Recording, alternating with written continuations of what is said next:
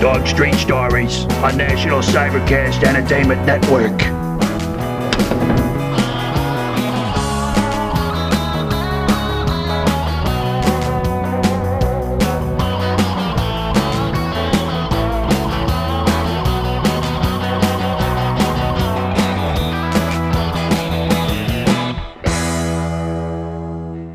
We had a auto theft just recently. Well, it goes to show you the lack of intelligence in auto thieves, really.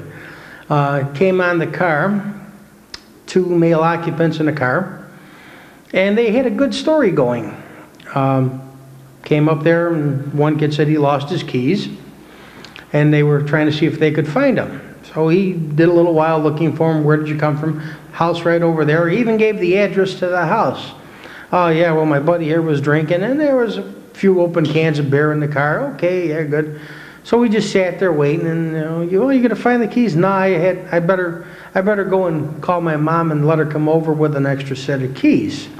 Well, at that point in time, they were placed under arrest. What they were trying to do at that time, they had gotten in the car, broke into the car, peeled the column, and they were trying to get the car started with the column peeled and working with the ignition.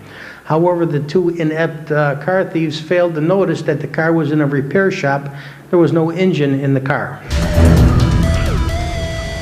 Okay, we're back on the right track here with some more stories.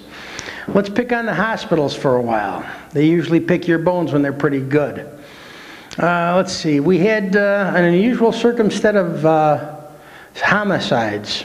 It seemed for the past several weeks, on a particular day, I believe it was a Saturday, they kept on losing patients in the heart ward. And this was getting to be a pretty regular thing, so they actually started wondering if they possibly had like a Hail Mary or an Angel of Mercy kind of routine going on for some of these people.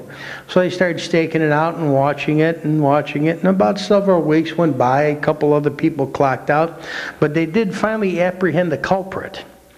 It seemed that in her way of doing business, in her process of cleaning up, the cleaning lady would come in, she'd walk over and unplug the heart machine and plug in her vacuum. And when she was done vacuuming, she would plug back in the heart machine and go on her way. Speaking of plugging in and plugging out cords, another one that transpired. When you go in and donate blood, never let the nurse walk away to do an errand. It seems that this person went in to donate blood, and in the process of it, the nurse was called away to do an errand. And in the process of doing the errand, she forgot about the donor. Well, by the time she remembered and got back, the equipment and machine, I guess, kind of sucked him dry. In the process, he expired, along with her license. So once again, in hospitals, you always got to be a little careful.